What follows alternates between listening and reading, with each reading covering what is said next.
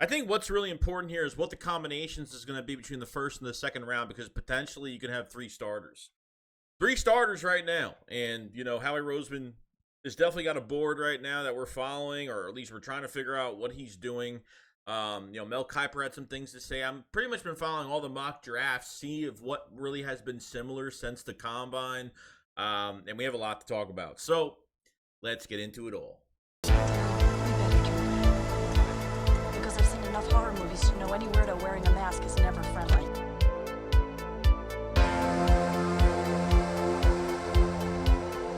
Yo, what's going on, guys? Hope everyone's having a fantastic day today. So, another mock draft, at least for the Eagles, for the 1-2 punch combination between the first and the second rounds of this draft, which obviously is most important because these are the early picks, and this is an open door to the Super Bowl this year. That the Eagles have another shot with a really good roster still, and obviously need to add more pieces and could be better for the long run.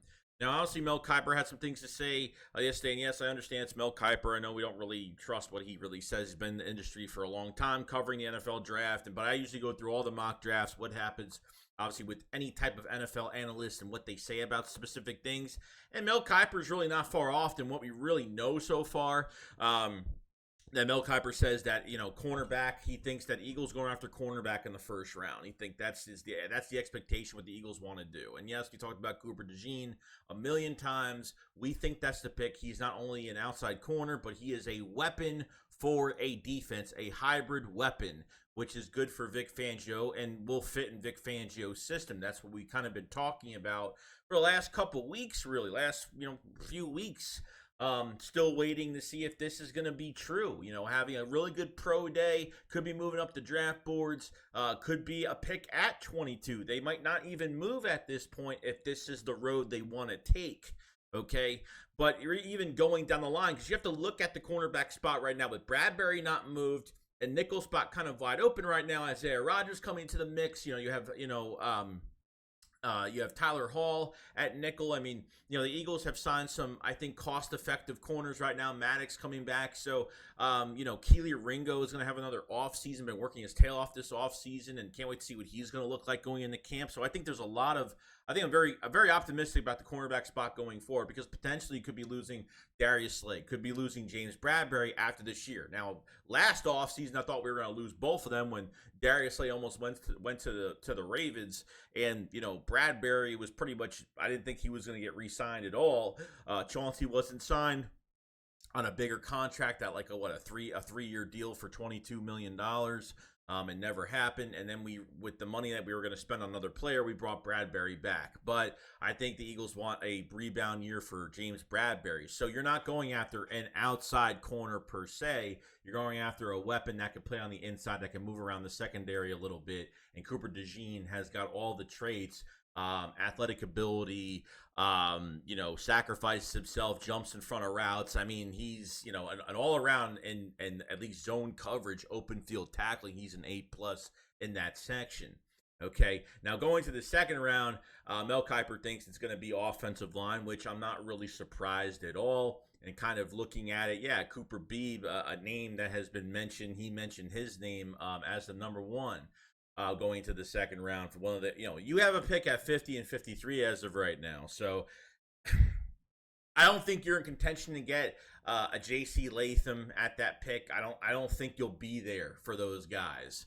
And this is like I said, it really all depends what they do in the first round. If they get offensive line in the first round, if it's a Troy Fontanu, if it's a Jackson Powers Johnson, really the only two guys I would draft in the first round, you're going to have to make a big trade up to get top 12, maybe top 14 at least for Jackson Powers Johnson. You're going to have to, Troy Fontanu, obviously versatile player, one of the most versatile offensive linemen. But even when Cooper Beebe was a left guard and became a first team Big 12 conference, All-American, fantastic. But this is a guy that can play left tackle, left guard, and right guard, which is perfect. And Jeff Stoughton likes those offensive linemen that can move around. I mean, 6'3", 322 pounds. I mean, damn, he is a mauler. I've seen a lot of tape on Cooper Beebe. I really do like him a lot.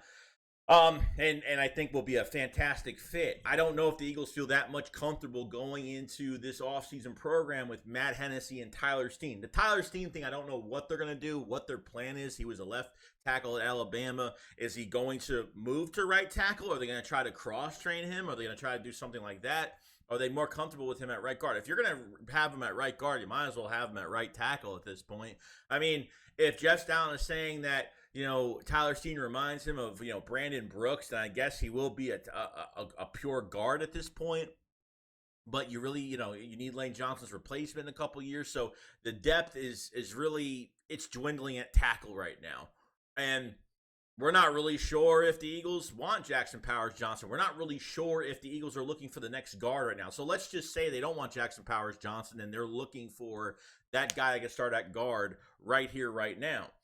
You add a Fontana, you add a guy like Cooper Beebe, then you're perfectly fine. You know what I mean? Because you don't even have a left guard replacement for Dickerson if he gets hurt. You know what I mean? So you just locked him up for a big contract. So Beebe playing left guard, left tackle, left guard, right guard is fantastic. I think that is awesome.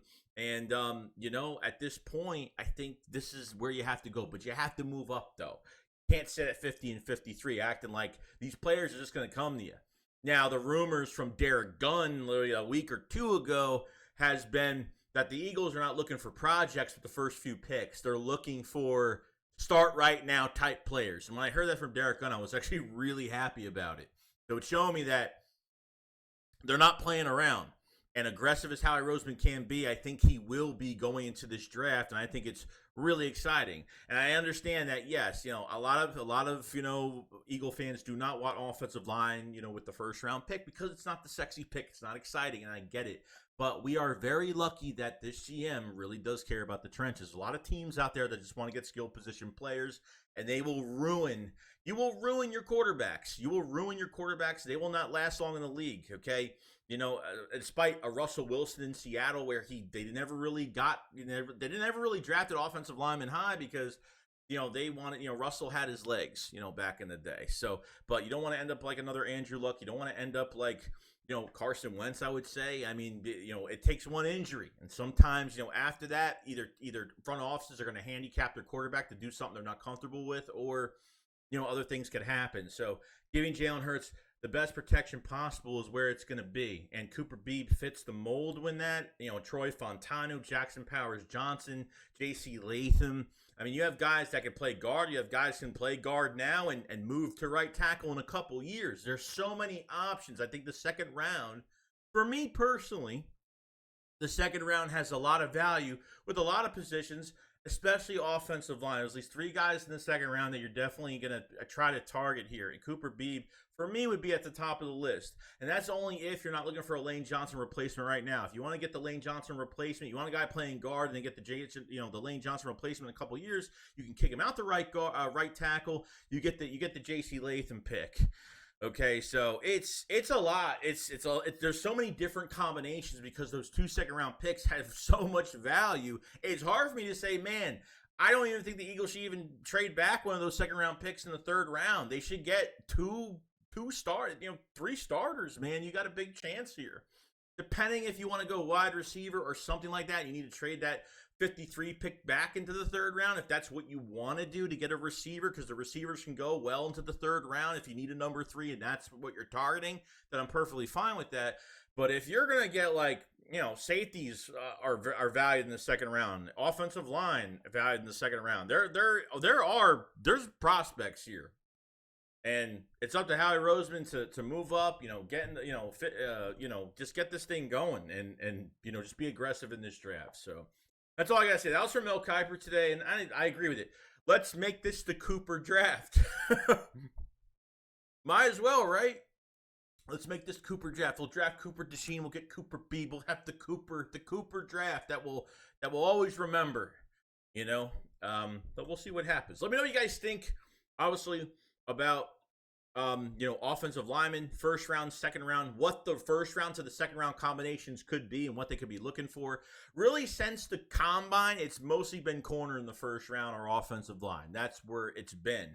Now with this Reddick trade going on, the Reddick trade that happened, saving $14.5 million next year in 25. That kind of messed everything up. So now you think now they want to move up drastically for Dallas Turner or Jared Verse or something like that. I don't know. We'll see. I don't know. This is why the draft's exciting. This is why you got to take everything with a grain of salt every single day, because things do change over time.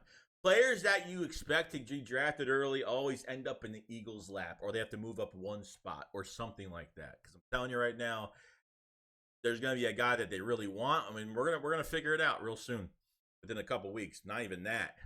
So, other than that, guys, that's pretty much it. You guys enjoy the rest of your day. Hope you guys enjoyed the video. Make sure you subscribe to the channel for more Eagles vids every single day, and make sure you like the video. Does help the channel out a lot. And you guys enjoy it. And I'll see you guys in the next one. Shake squad up. Follows Eagles fly. Peace out.